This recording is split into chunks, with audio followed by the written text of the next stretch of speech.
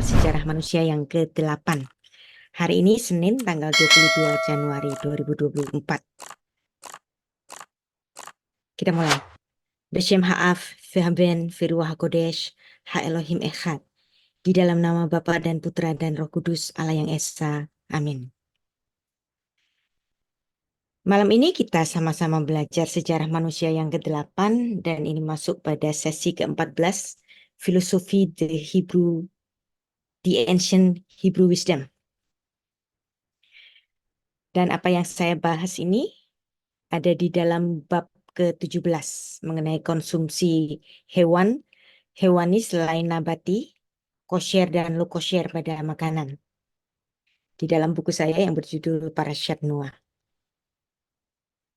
Ya, kita sama-sama belajar filsafat Yahudi yang khas, hukum tentang makanan, kasrut atau dietary law, dan kita juga nanti akan wordplay bersama-sama tentang lechem. Lechem itu makanan, dan milchamah itu adalah peperangan. Kejadian 9 ayat 3-4 pasca bencana air bah ini juga membawa tatanan baru, di mana manusia diperkenankan untuk mengkonsumsi daging binatang. Dan ada ketentuan pula untuk tidak memakan darah binatang atau dadih. Kejadian 9 ayat 3-4. Segala yang bergerak, yang hidup akan menjadi makananmu. Aku telah memberikan semuanya itu kepadamu. Seperti juga tumbuh-tumbuhan hijau. Ki remesho asher hukhai. Lachem yihye leaklah. Heyerek esef natati lachem et kol. Hanya daging yang masih ada nyawanya, yakni darahnya, jangan kamu makan. Ah bashar benafsho. Damo lo toklu. Jadi jelas damo lo toklu. Yang ada darahnya, janganlah kalian makan. Jadi kejadian 9 ayat 3-4 jelas menunjukkan bahwa sejak saat itu manusia diperbolehkan untuk memakan daging binatang. Jadi berbeda dengan zamannya Adam yang dahulu, ketika di Taman Eden, manusia hanya boleh makan tumbuh-tumbuhan, biji-bijian. Kejadian 1 ayat 29. Seorang penafsir Alkitab, yaitu Matthew Henry yang sangat terkenal, memberikan alasan mengapa mulai saat itu Allah mengizinkan mengapa manusia mulai saat itu makan daging. Sebab bencana air bah telah menghancurkan banyak kebaikan yang di bumi dan membuat buah-buahan kurang enak dan tidak bisa lagi mencukupkan gizi yang dibutuhkan oleh manusia. Jadi ini memang tafsir, tapi tafsir ini bisa jadi benar. Khusus ada pelarangan untuk memakan daging binatang. Alasannya yang menyebabkan adanya larang ini karena darah digunakan untuk sistem penebusan dosa bahkan sejak zamannya Adam, berlanjut pada zamannya Habel, Set, dan Nuh sekarang ini. Hal ini dijelaskan pada Kitab Hukum Taurat Imamat 17 ayat 11.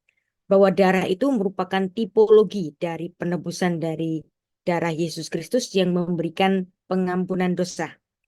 Nah, sejak Tuhan Yesus mati di kayu salib, darahnya tercurah untuk menebus dosa, maka darah binatang bukan lagi merupakan alat penebusan dosa.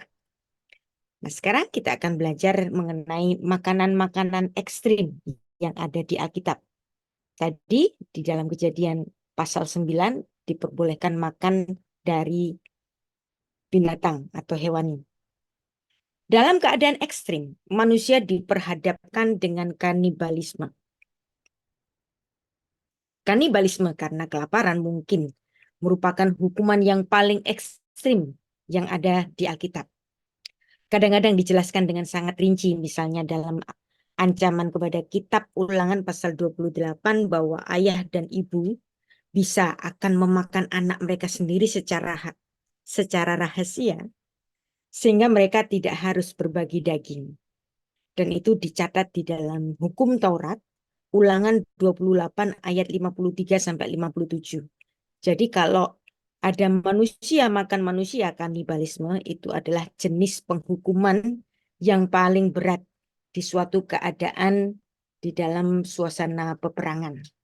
Ulangan 28 ayat 53 sampai 57 dituliskan demikian. Dan engkau akan memakan buah kandunganmu, yakni daging anak-anakmu dan anak-anakmu perempuan yang diberikan kepadamu oleh Tuhan Allahmu, dalam keadaan diberikan kepadamu oleh Tuhan Allahmu, dalam keadaan susah dan sulit yang ditimbulkan oleh musuh kepadamu. Jadi ini jelas, ada keadaan perang, sehingga ada kelaparan, sehingga terjadi kanibalisme. Dan itu sudah ditulis sejak mulanya di dalam kitab Torah. Ayat 54, dan laki-laki yang paling lemah, perhatikan, yang paling manja di antara kamu bisa kesal terhadap saudaranya atau terhadap istrinya dan terhadap anak-anaknya yang masih tinggal padanya. Sehingga kepada salah satu dari mereka ia tidak mau memberikan sedikit pun dari daging anak-anaknya yang telah dimakannya.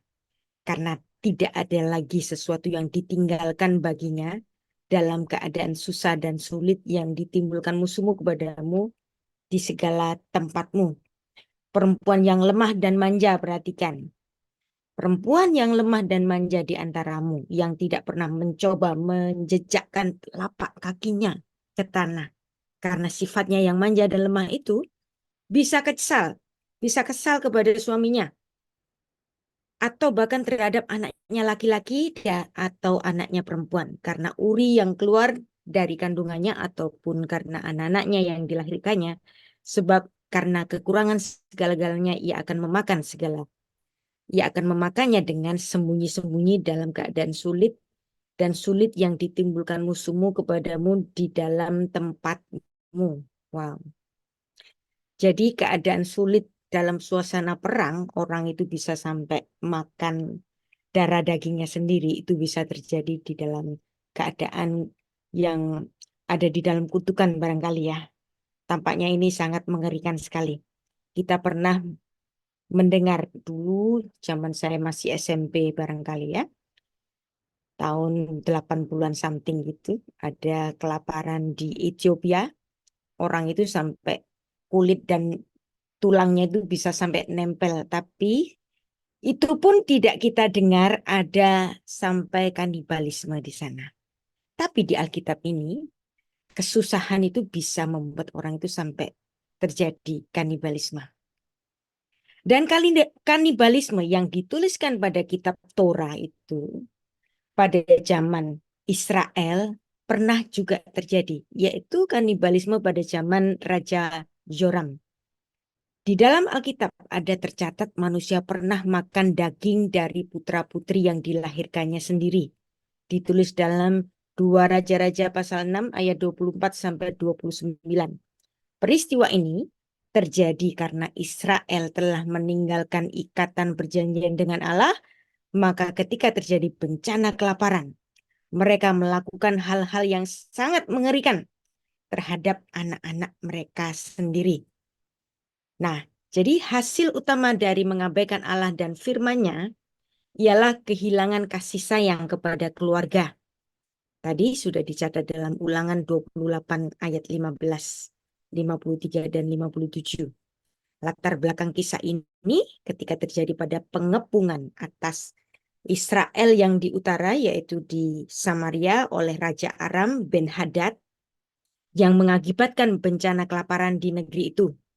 Raja Yoram telah menerima banyak pertolongan dari Tuhan melalui hambanya Elisa. Pengalaman diluputkan dari penghadangan musuh seharusnya membawa Yoram kepada kepercayaan iman yang penuh kepada Tuhan. Tapi rupanya iman Yoram hanya sebatas penglihatan fisik saja. Sebab mata rohaninya tidak terbuka. Nah, sekarang kita belajar kata Ibrani lechem. Lechem. Ya, di sini ada 3 huruf. Lamed, het, mem. Bacanya lechem.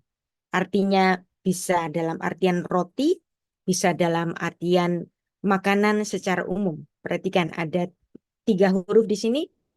Lamed, het, mem. Dibaca lechem. Makanan atau roti. Kanibalisme pada masa Raja Yoram ditulis dalam 2 Raja 6 ayat 24 sampai 29.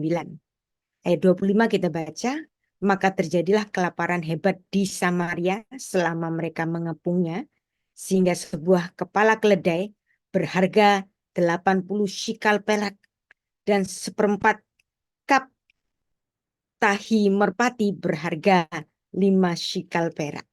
Nah, jadi di sini begitu susah mencari makanan.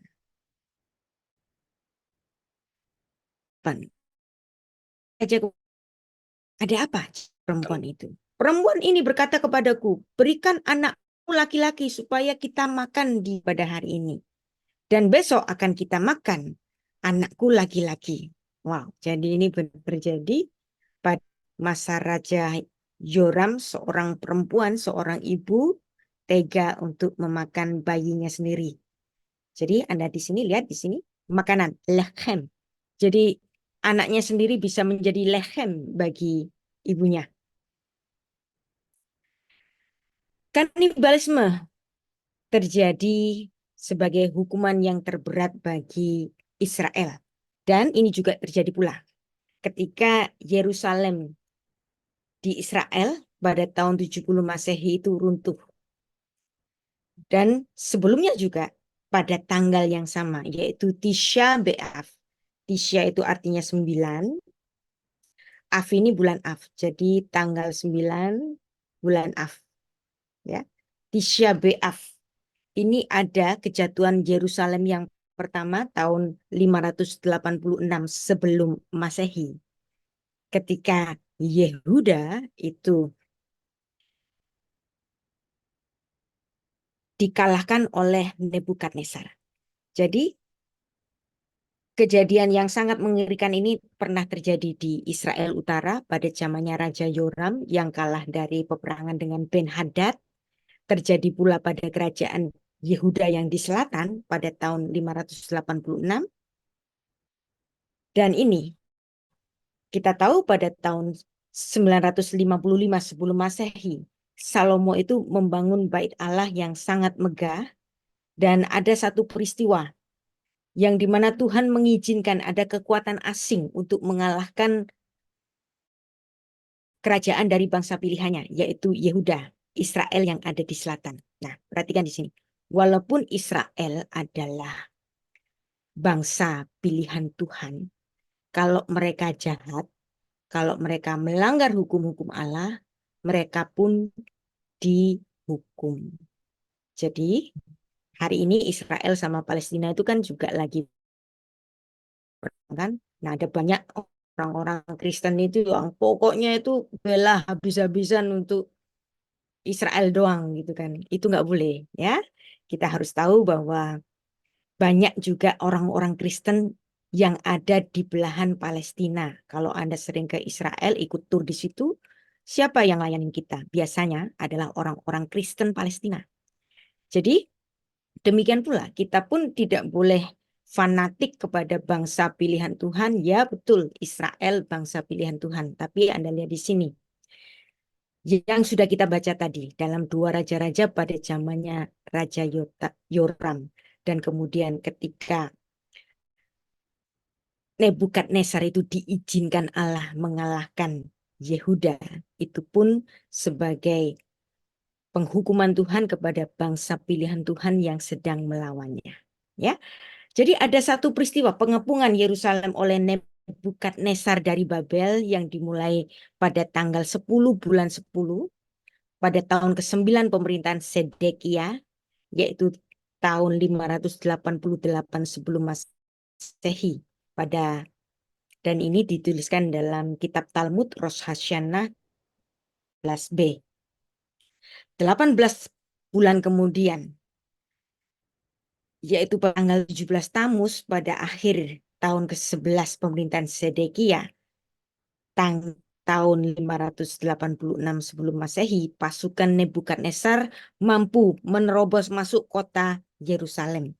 Dan 3 minggu kemudian, yaitu pada tanggal 9 bulan Av, yang disebut dengan bahasa Ibrani itu Tisha B'Av, tanggal 9 bulan Av, merupakan akhir dari kerajaan Yehuda yang disusul dengan pembuangan orang-orang Yahudi ke Babel. Kira-kira sedahsyat apa peperangannya di situ? Ternyata di dalam kitab Ratapan itu mencatat juga terjadi sampai adanya kanibalisme oleh karena peperangan itu. Ya. Nah, jadi pada saat itu ketika bait Allah itu dijarah oleh Nebukadnezar, barang-barangnya itu semuanya hilang, termasuk kemungkinan tabut perjanjian itu yang berisi loh-loh batu, yang berisi 10 firman itu sama-sama dengan buli-buli emas dan yang lain-lain itu semuanya itu habis dijarah dan tidak ditemukan sampai hari ini. Ya, jadi ini adalah satu peristiwa yang sangat menyakitkan. Hari Sabat menjelang peringatan Tisha B'Av biasanya disebut sebagai Shabbat Chazon atau Black Sabbath. Biasanya orang-orang Yahudi itu berpuasa dan berdoa memohon untuk pemulihan di Yerusalem. Nah, biasanya pada setiap tanggal 9 bulan Av ada peringatan Tisha B'Av yang dimana orang-orang Israel itu secara tradisi membaca kitab Megilat Eicha atau yang disebut kitab ratapan. Karena mereka meratap ketika Tuhan memalingkan wajahnya, membiarkan Israel dijajah oleh bangsa asing dan bahkan ada di dalam keadaan yang sangat-sangat mengerikan sampai terjadi kanibalisme di situ. Nah, membaca kitab ratapan pada setiap peringatan Tisha B'Av dan saat itu pada tahun 586 sebelum Masehi, pada Tisha B'Av ada kengerian kanibalisme di Yerusalem. Dan itu dituliskan dalam kitab ratapan, ya. Jadi sudah 3 kali. Yang pertama tadi kita baca dalam kitab Ulangan pasal 28, kemudian dalam 2 Raja-Raja pada zamannya Raja Yotam, sekarang ada di kitab ratapan. Kitab ratapan adalah kumpulan syair yang menuliskan kekalutan Yerusalem dan bangunan bait suci yang pertama dikepung dan dihancurkan oleh pasukan Nebukadnezar. Dan syair-syairnya dan kengirian dari pengepungan musuh itu yang menimbulkan kesengsaraan. Anak-anak memohon air dan roti namun tidak mendapat. Kanibalisme dari pihak ibu yang sedang kelaparan itu bisa terjadi. Bahkan ada orang mengatakan lebih baik mati oleh pedang daripada mereka yang binasa oleh kelaparan, yaitu dimangsa oleh orang tuanya sendiri. Ditulis dalam Ratapan 4 ayat 8 sampai 10. Kita yang siapapun di antara kita, sesusah-susahnya kita, ya kan, masih bisa makan mie instan, ya kan?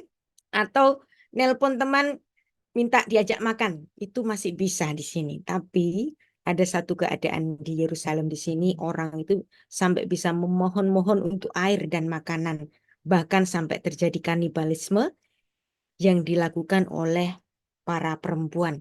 Orang bilang lebih baik mati karena perang daripada mati direbus oleh ibunya sendiri. Ya, kita baca Ratapan 4 ayat 8 sampai 10. Sekarang rupa mereka lebih hitam daripada jelaga. Mereka tidak dikenal di jalan-jalan. Kulit mereka berkerut, pada tulang-tulangnya mengering seperti kayu. Wah, ini persis seperti yang kita lihat pada keadaan tahun 80-an dulu ketika Ethiopia dilanda kelaparan. Lebih bahagia mereka yang gugur karena pedang daripada mereka puas karena lapar, yang merana dan mati sebab tak ada hasil ladang. Dengan tangan sendiri, wanita yang lemah lembut memasak anak-anak mereka untuk makanan mereka tatkala runtuh putri bangsaku.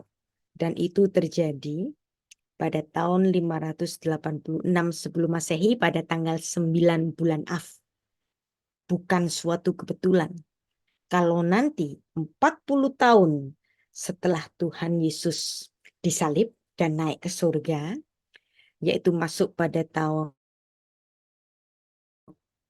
70 Masehi, terjadi peristiwa yang sama di tanggal yang persis sama, yaitu tanggal 9 bulan Av. Yerusalem kembali runtuh di bawah kepungan Jenderal Titus dan serdadu-serdadunya. Dan di situ pun terjadi peristiwa kanibalisme yang dilakukan oleh ibu-ibu kepada anaknya karena ketiadaan lechem. Lamed, chet, mem. Wow. Jadi inilah yang terjadi di Yerusalem.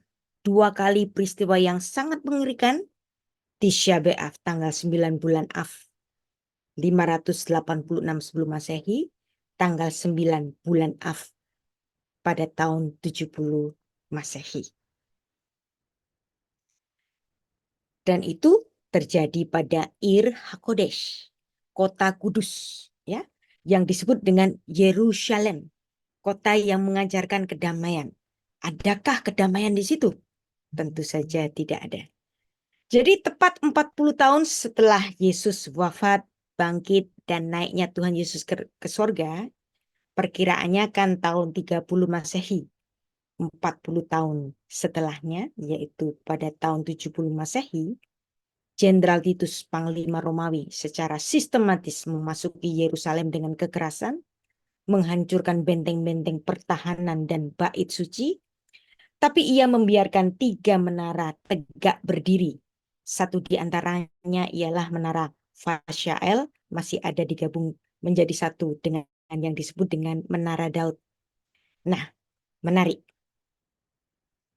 Angka 40. Kita kan belajar gematria melulu kan? Sejak kita mempelajari sejarah tentang manusia ini. Angka 40 masih ingat? Angka 40 adalah simbol dari angka generasi. Ingat bahwa Tuhan Yesus ketika dia disidang itu terjadinya pada tahun 30 Masehi. 40 tahun kemudian tepat pada tahun 70 Masehi. Angka generasi 40 tahun terjadi keruntuhan Bait Allah di Yerusalem dengan peristiwa yang sama ketika orang-orang Israel akan dibuang ke Babel. Ya, kira-kira ini apa latar belakangnya? Kenapa tepat 40 tahun? Ya, latar belakangnya ada di Matius 27 ayat 25. Ya. Tuhan Yesus sudah disepakati untuk mendapatkan hukuman mati dalam sidang Sanhedrin. Tetapi sidang Sanhedrin tidak boleh menghukum mati para pesakitan karena mereka ada di dalam kuasa secara administrasi, mereka ada di dalam kuasa dari Kekaisaran Romawi. Sehingga untuk eksekusi penghukumannya harus diserahkan kepada wali negeri di situ, yaitu Pontius Pilatus. Pontius Pilatus menerima pesakitan ini dan ingin mencari kesalahan dari yang dituduhkan kepada Yesus Kristus. Ternyata si Pontius Pilatus ini tidak menemukan kesalahan pada diri Yesus Kristus. Tetapi si Pontius Pilatus ini memberikan satu penawaran kepada orang-orang Yahudi. Biasanya kalau hari Paskah kalian kan membebaskan satu penjahat. Nah, aku nggak menemukan kesalahan pada orang ini. Ya udah bebasin aja. Bukankah ini adalah tradisi kalian untuk membebaskan satu penjahat pada setiap hari Paskah? Tapi apa yang terjadi? Matius 27 ayat 25. Dan seluruh rakyat itu menjawab. Ya, biarlah darahnya ditanggungkan atas kami dan atas anak-anak kami. Kira-kira ini latar belakangnya apa?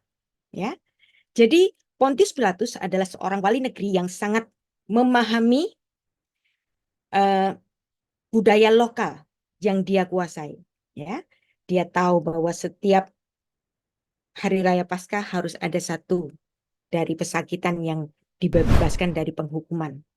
Tetapi ketika si Pontius Pilatus ini menawarkan itu dan tidak diterima oleh orang-orang Yahudi dan mereka tetap berteriak, salibkan dia, salibkan dia, salibkan dia.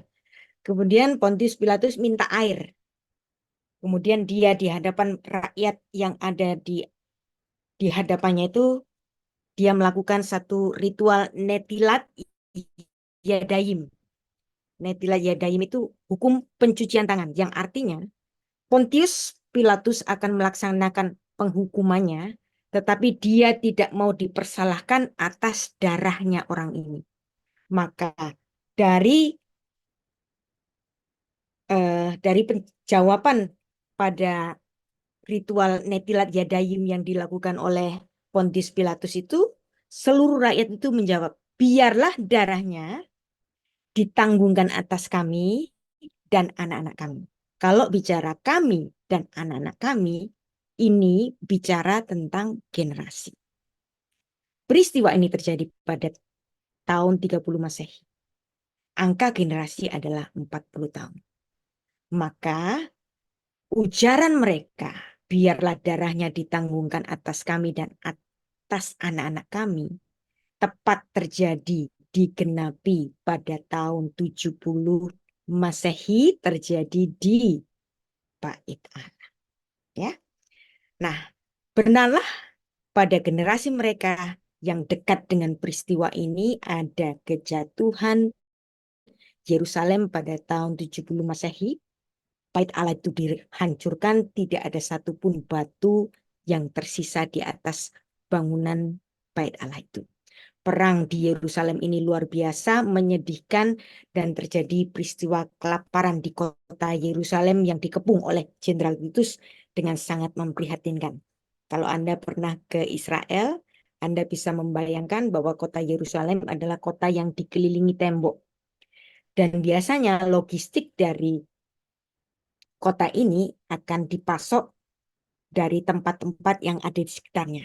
Bayangkan kalau kota ini sedang dikepung, suatu saat persediaan logistik yang ada di dalam pasti akan habis.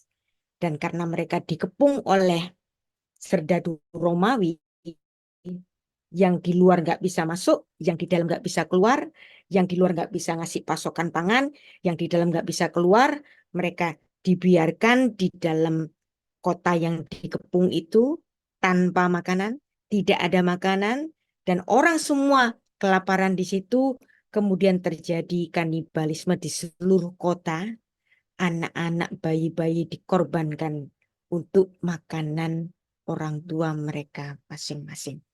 Nah, diperkirakan ketika penghancuran Bait Allah pada tahun 70 Masehi, tidak ada korban dari jemaat Kristus. Jadi murid-murid Kristus itu nggak ada di Yerusalem. Kira-kira kenapa ini? Ya, menurut catatan dari Bapak Gereja Eusebius dan Epifanius mengatakan bahwa ketika jemaat Kristus mula-mula ini mendengar ada deru perang, mereka ingat khotbah Yesus yang di Bukit Zaitun dan peringatan Tuhan Yesus yang ditulis dalam Lukas 21 ayat 20 sampai 24. Kalau kamu dengar deru perang, larilah kamu keluar menuju ke pegunungan-pegunungan. Dan menurut catatan sejarah, murid-murid Kristus ini mereka lari ke Pela di Transyordan. Dan ini ditulis dalam tulisan Bapak Gereja Eusebius dalam Church History, buku ketiga. Jadi di sini Yerusalem, murid-murid Yesus itu lari sampai ke Pela. Jadi mereka tidak ikut kelaparan di dalam kota Yerusalem itu dan mereka melihat dari jauh kejatuhan Yerusalem.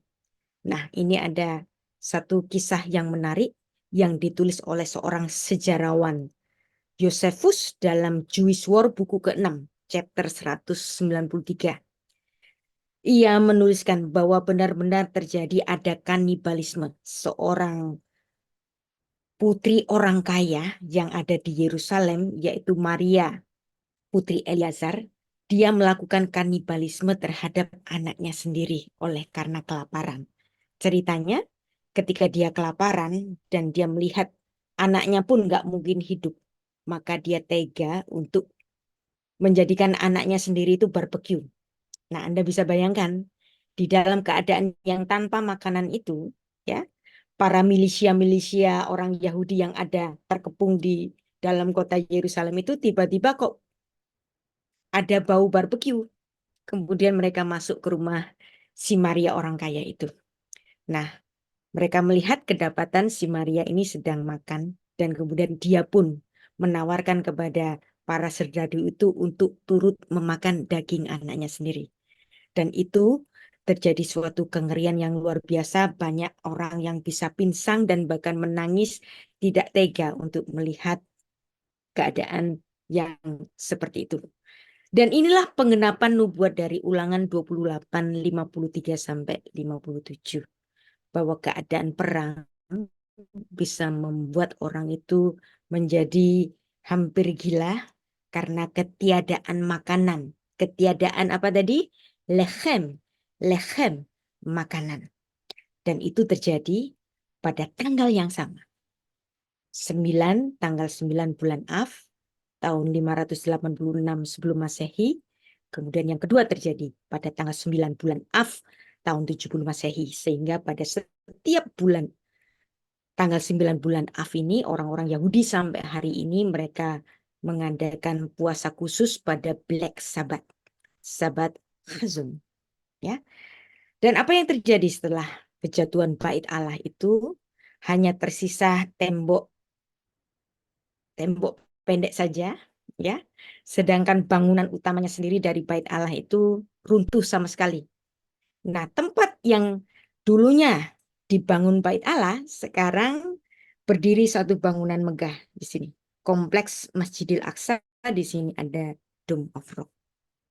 Jadi kemungkinan bagi orang-orang Yahudi untuk keinginan mereka membangun kembali Bait Allah ketiga, ini kalau hari ini tampaknya itu masih mustahil karena kekuatan Islam yang sangat luar biasa di seluruh dunia, mereka pasti akan tidak setuju dan pasti akan terjadi perang besar, ya.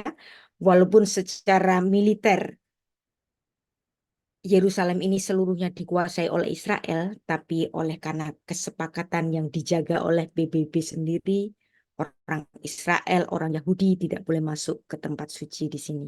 Nah, saya pun juga nggak boleh masuk, hanya boleh foto-foto di halamannya saja, tapi untuk masuk hanya orang Muslim saja. Dan itu sudah merupakan kesepakatan Corpus Separatum melalui UN, melalui PBB. Ya. Jadi inilah tembok barat, tembok ratapan, ya. Biasanya orang Kristen menyebutnya sebagai tembok ratapan, Kotel Hademaut. Tapi orang Yahudi nggak suka kalau dengar tembok ratapan. Mereka maunya Hakotel Hama Aravi, yang artinya tembok barat. Karena tembok ratapan itu buat mereka itu seperti olok-olok, ya. Orang Kristen lagi ngolok-ngolok orang Yahudi, mereka nggak mau dengar itu. Jadi kalau kepada orang Yahudi jangan ngomong Wailing Wall, jangan, ya. Jadi sebutnya itu Western Wall atau Hakotel Hama Aravi. Jadi panjang tembok ini aslinya dulunya itu 486 meter dan sekarang sisanya hanya 60 meter saja. Dan tembok ini sebagian dihancurkan ketika Israel perang melawan Yordania pada tahun 1949. Jadi sekarang sisanya sekitar 60-an meter saja. Jadi istilah tembok ratapan merujuk kepada ibadah orang Yahudi yang berdoa dengan menangis. Dan pada setiap tanggal 9 bulan Av mereka membacakan kitab ratapan. Sebenarnya nggak salah sih. Tapi orang Israel biasanya nggak suka mendengar tembok ratapan. Mereka maunya dengarnya tembok di sebelah barat. Jadi Hakotel Hama Aravi. Ya. Sampai hari ini pun orang-orang Israel masih meratap memohon kapan Tuhan dibangun kembali Bait Allah ketiga. Ya. Nah, di sini saya pernah menulis sebuah buletin untuk kampus saya waktu itu. Kalau Anda bisa membacanya, boleh silakan dibaca. Ya. Jadi inilah yang dilakukan oleh orang-orang Yahudi pada setiap tanggal 9 bulan Av, kengerian kanibalisme di Yerusalem. Dan ini pun sudah dinubuatkan oleh Tuhan Yesus pada Lukas 23 ayat 28 sampai 29. Tuhan Yesus berpaling kepada mereka dan berkata, ya, ketika Tuhan Yesus itu sedang mengangkat patibulum, orang-orang perempuan itu meratapi Yesus. Tuhan Yesus mengatakan, janganlah kamu menangisi aku, tangisilah dirimu sendiri dan anak-anakmu. Sebab lihat, akan tiba masanya orang berkata, berbahagialah perempuan yang mandul, yang rahimnya tidak pernah melahirkan, yang susunya tidak pernah menyusui. Karena kalau ada perempuan sampai melahirkan, di dalam keadaan yang mengerikan itu dia tega memakan daging anaknya sendiri. Dan ini pun pernah terjadi dan ditulis dalam Ratapan 4 ayat 8 sampai 10. Nah, sekarang kita akan belajar mengenai filsafat Ibrani yang tidak hanya berpikir secara kalimat, tidak hanya berpikir secara frasa, tetapi dari gugusan huruf. Tadi kita sudah belajar mengenai lechem, lamet, chet, mem yang artinya makan. Nah, kemudian dari aksara yang sama, lechem, lamet, chet, mem, ya, yang dibaca lacham, ini artinya to fight, to eat, to fight. Jadi untuk makan, orang itu harus berperang.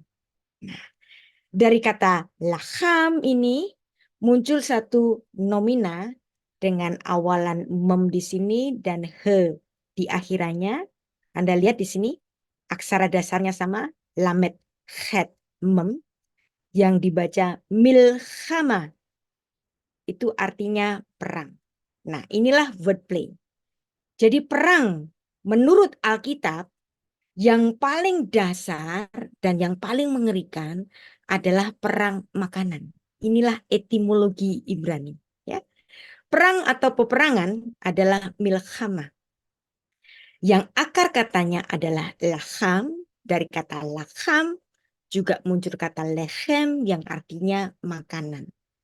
Manusia untuk mencari rezekinya untuk makanan dia harus berperang. Dan ini terjadi oleh karena kejatuhan manusia sejak di Taman Eden. Perhatikan di sini ya, kalau Anda belajar sastra Ibrani, ada hal-hal yang nggak bisa diterjemahkan dalam bahasa Inggris maupun bahasa Indonesia. Harus dibaca dalam bahasa aslinya.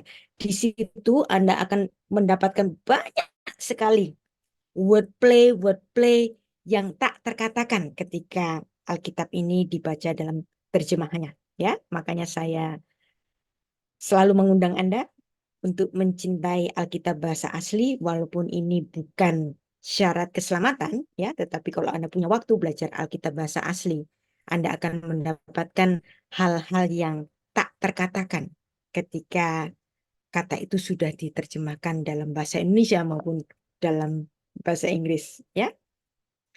Jadi disinilah melihat perbandingan lakham, kemudian lechem, dan kita menghubungkannya, muncul kata milchama. Jadi perang terjadi karena apa? Terjadi karena kebutuhan dasar manusia, yaitu makanan. Nah ini apa yang mendasarinya? Kejadian 3 ayat 17. Lalu firman-Nya kepada manusia itu, karena engkau mendengarkan perkataan istrimu, makan dari buah pohon yang kuperintahkan kepadamu, jangan kamu makan daripadanya, maka terkutuklah tanah karena engkau. Dengan bersusah payah, ya, dengan berperang engkau mencari rezekimu, engkau akan mencari makanan dari tanah seumur hidupmu. Jadi manusia sudah dikatakan dalam Kejadian 3 ayat 17, ketika manusia itu jatuh di dalam dosa, konsekuensinya adalah manusia bersusah payah, berperang untuk lechem, milhamah untuk lechem.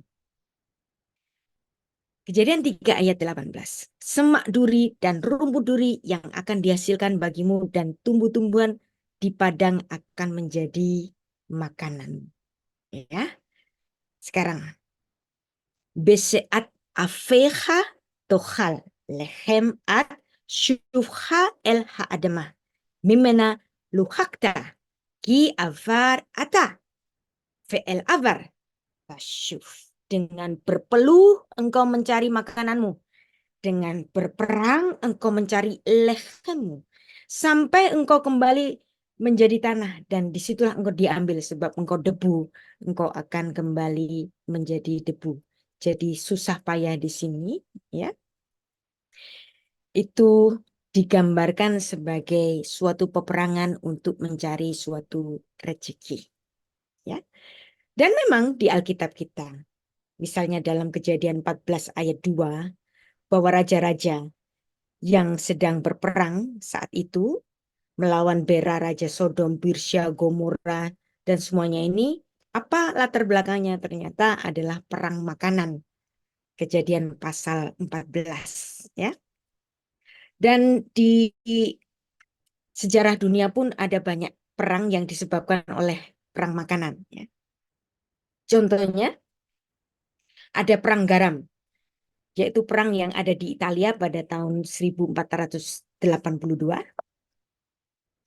Kemudian ada perang roti, ya, pada tahun 1838, gara-garanya makanan juga.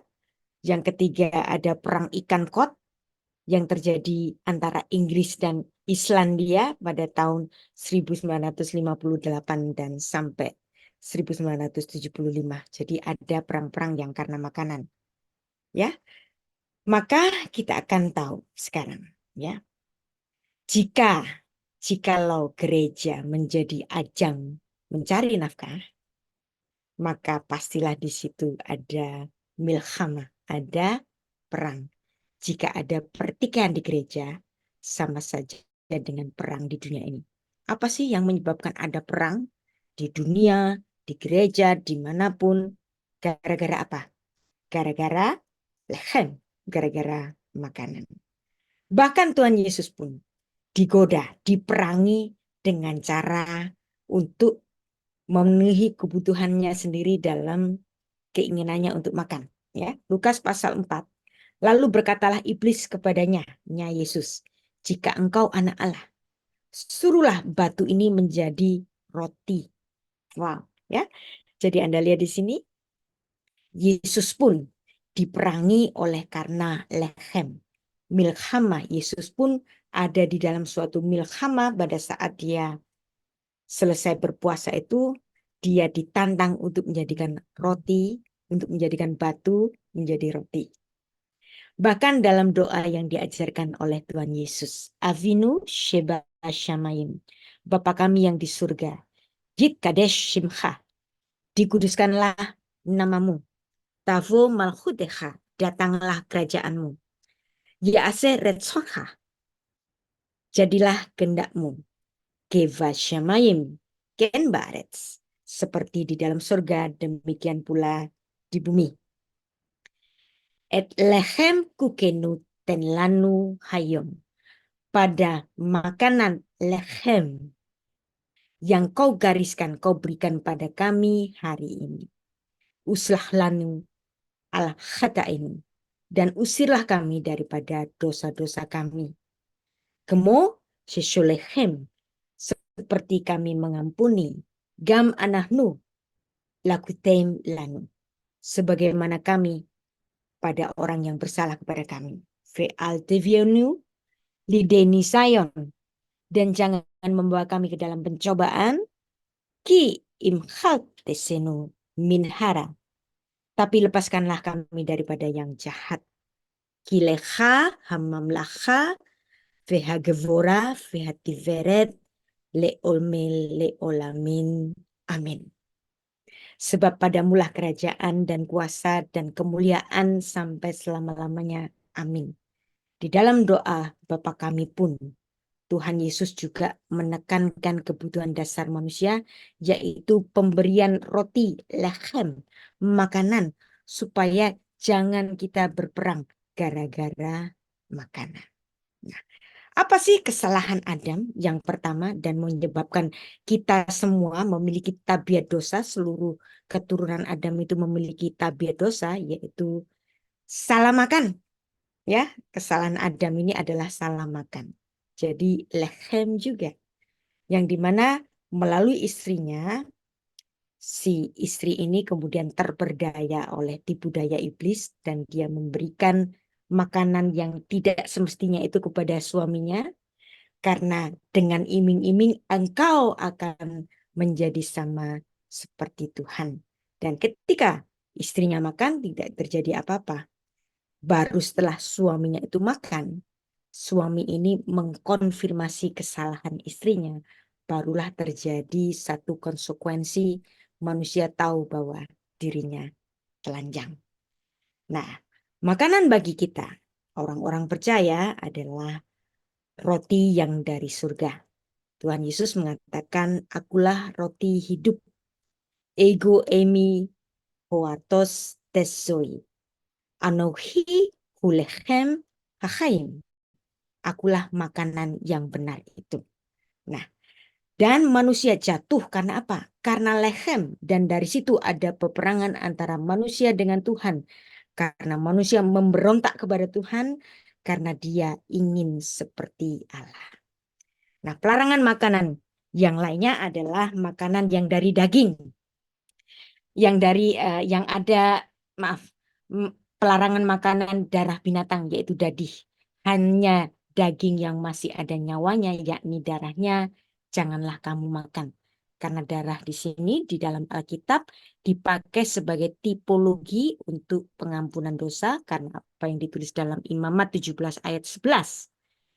Mengatakan bahwa darah itu sebagai lambang dari nyawa itu. Sehingga orang Yahudi, orang-orang Israel dilarang untuk memakan darah. Ya. Dan itu juga digariskan kembali oleh para rasul pada perjanjian baru supaya orang-orang murid-murid Yesus itu tidak memberikan kejijikan bagi orang-orang Yahudi yang masih mengikuti hukum Taurat, maka orang-orang yang sudah percaya ini pun sebaiknya kalian jangan makan deh. Makan yang dari dadih ini supaya itu jangan menjadi kejijikan dan menjadi kesaksian yang tidak baik kepada orang-orang yang belum percaya Kristus. Dan di sini para rasul menyerap seva misvot bene Noah. Dan nanti pada pertemuan mendatang kita akan belajar bersama mengenai apa sih itu seva misvot bene Noah, yaitu 7 hukum Nuh. Ya, yang dimana 7 hukum Nuh ini menjadi cikal bakal hukum sipil yang akan mendasari seluruh hukum yang ada di tatanan negara-negara di dunia ini.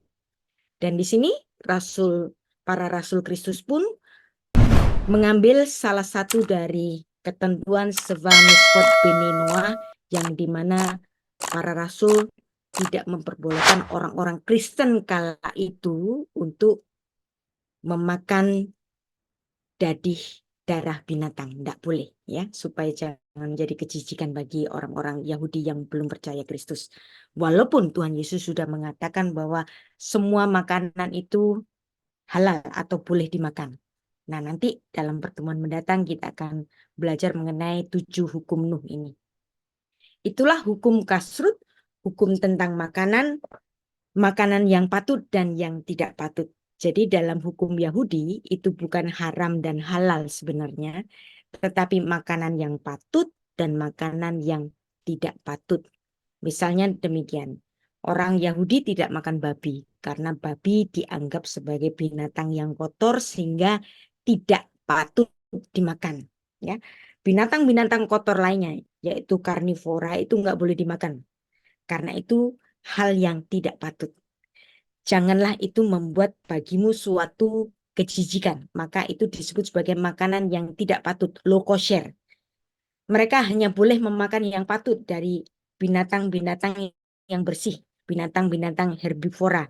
Itulah yang kosher, binatang yang patut untuk dimakan. Dan itulah hukum Yahudi tentang kosher dan low kosher.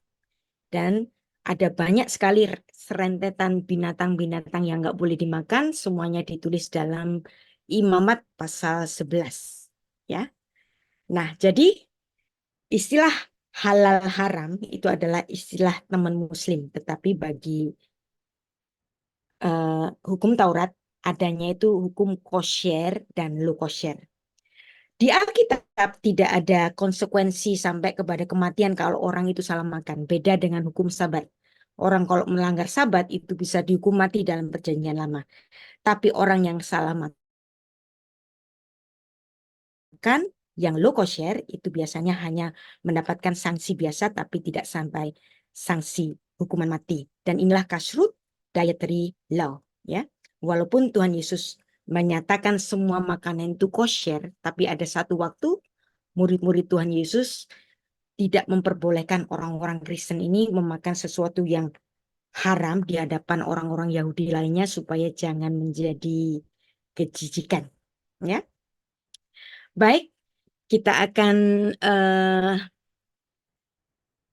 istirahat sebentar. Ini sudah hampir 1 jam ya saya bicara. Ini sebenarnya menarik ya ketika kita akan membahas kenapa sih di Imamat pasal 11 itu, ya, ada banyak sekali binatang-binatang yang nggak boleh dimakan, ya. Tetapi kenapa seolah-olah binatang babi ini yang paling nggak boleh dimakan? Ini tentu ada sejarahnya. Tapi tampaknya ini saya sudah bicara selama 1 jam. Kita bisa lanjutkan untuk pertemuan mendatang dan kita bisa